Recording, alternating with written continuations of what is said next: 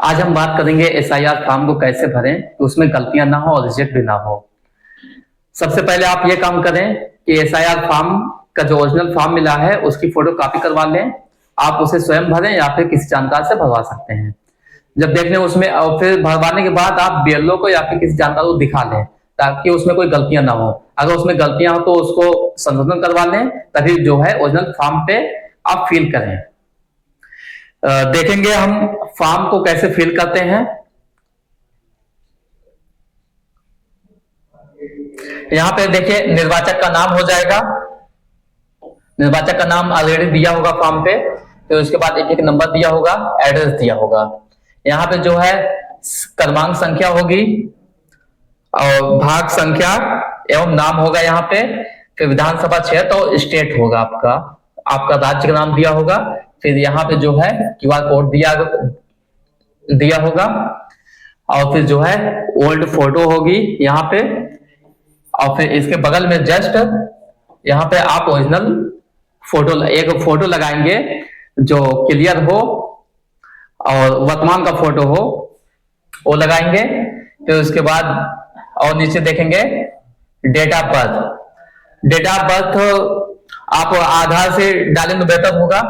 यहाँ पे जो भी आपकी डेट ऑफ बर्थ है, डेट ऑफ बर्थ डालेंगे। फिर उसके बाद आधार नंबर ऑप्शनल। आधार नंबर ऑप्शनल में जो है आप अपने आधार का नंबर भरेंगे यहाँ पे, आपके आधार का नंबर जो भी है।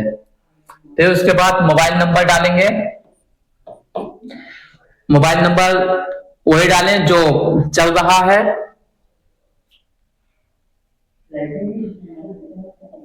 फिर नीचे देखेंगे अभिभावक या गार्जियन का नाम होगा यहाँ पे आप अपने पिताजी का नाम डाल सकते हैं।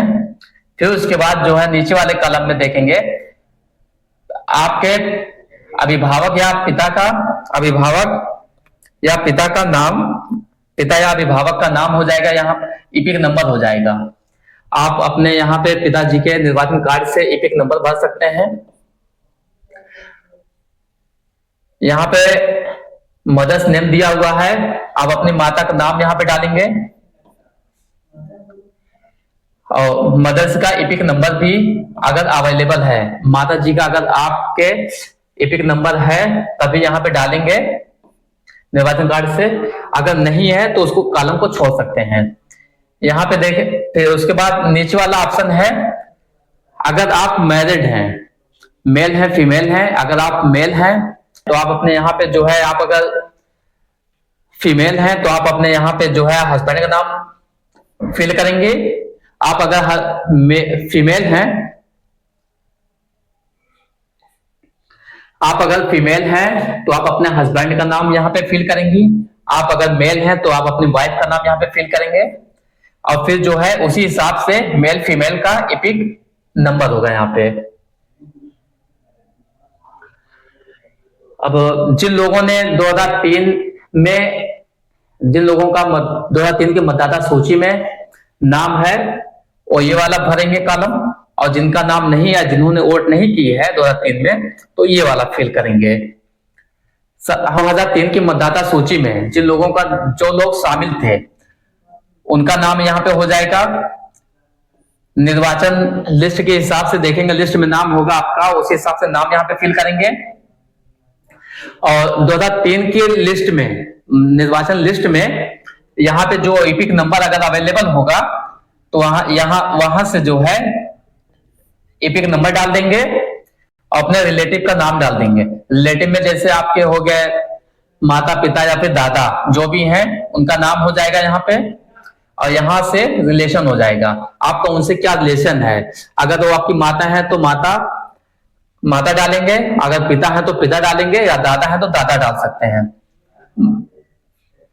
यहाँ पे जो है जाए डिस्ट्रिक्ट, आप किस जिले में रहते हैं, यहाँ पे स्टेट हो जाएगा, आप किस राज्य में रहते हैं। यहाँ पे जो है निर्वाचन क्षेत्र, विधानसभा निर्वाचन क्षेत्र का नाम हो जाएगा।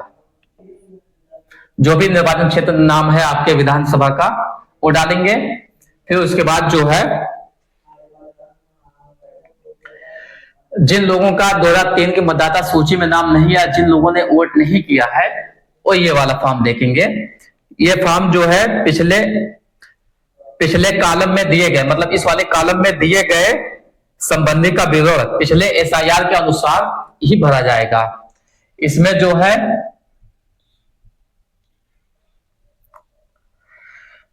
नाम हो जाएगा, इस कॉलम में मान लीजिए आपने पिताजी का नाम डाला है, तो यहाँ पे जो है आपके पिताजी का नाम हो जाएगा, और पिताजी का एसआईआर क्रमांक जो 2003 की मतदाता सूची में है वो डालेंगे।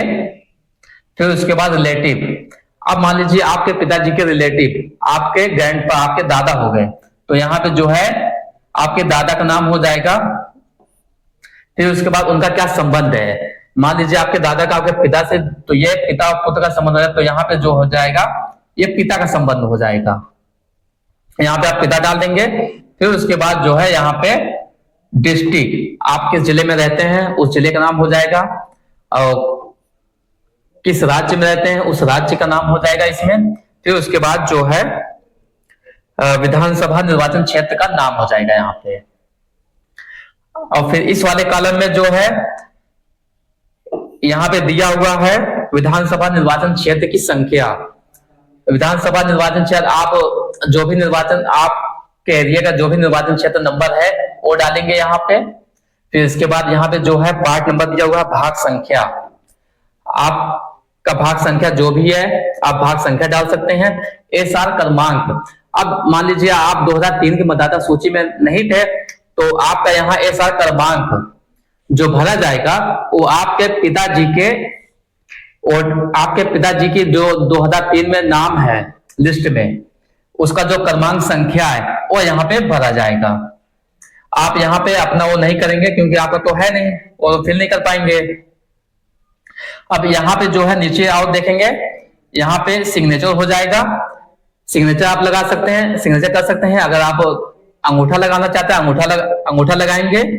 फिर उसके बाद जो है यहाँ पे डेट डालेंगे, जिस तारीख को आप बीएलओ को जमा करेंगे वो डेट डालेंगे, और फिर यहाँ पे बीएलओ जो है साइन करेंगे। इसकी 2 प्रति होगी, एक प्रति बीएलओ साहब जो है आपको दे देंगे और एक प्रति जो है अपने पास वो रख लेंगे।